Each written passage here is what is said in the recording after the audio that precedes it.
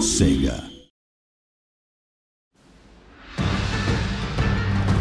Total War combines turn-based strategy gaming with stunning real-time battles.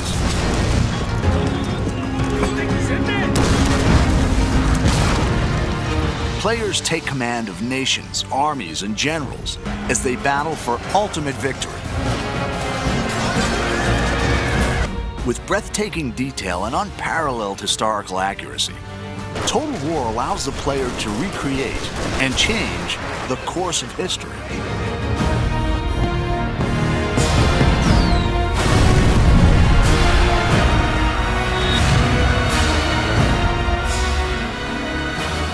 In 2011, the award-winning Shogun 2 offered new AI, streamlined controls, and a host of multiplayer features.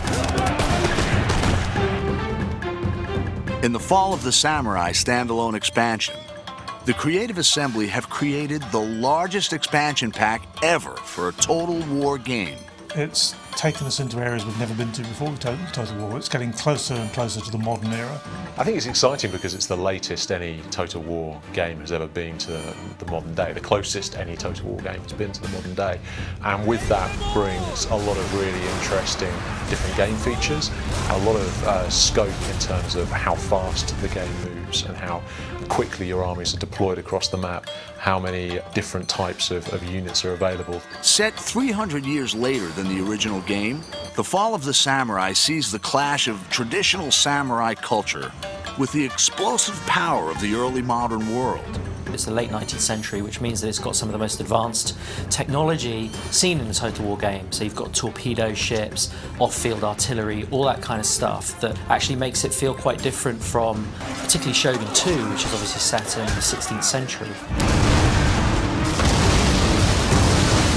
This industrial age is the most recent period ever covered in a Total War game, offering new game mechanics to please and challenge fans.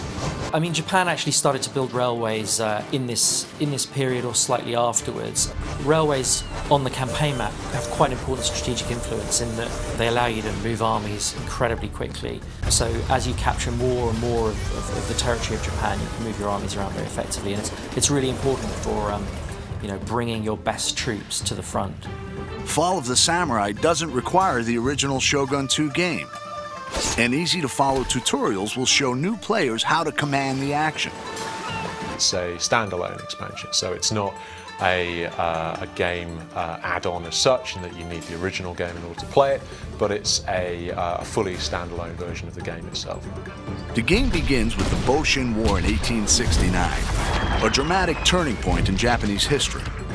The ruling shogunate is trading with the West, allowing new ideas to change Japan.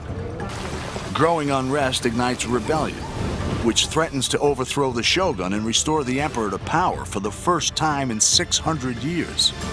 The shogunate had ruled Japan for hundreds of years, since the time of Shogun 2. But people were getting more and more agitated as the shogunate kind of opened up Japan to foreign influence. And so there was a movement called Revere the Emperor, Expel the Barbarians. And it eventually sort of boiled up into full-blown rebellion where whole domains rise up and try and overthrow the shogunate.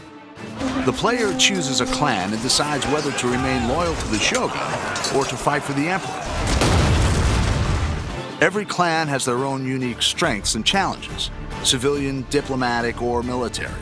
Each faction within an allegiance has its own clan trait, which gives it a very specific play style. Like you might have one who is more open to modernization or trade, in which case they'll have access to cheaper modern units, more money from trade with Western powers, or you may have some who are just the opposite. In the next trailer, we'll find out how the campaign and the real-time battles have been reimagined and redefined.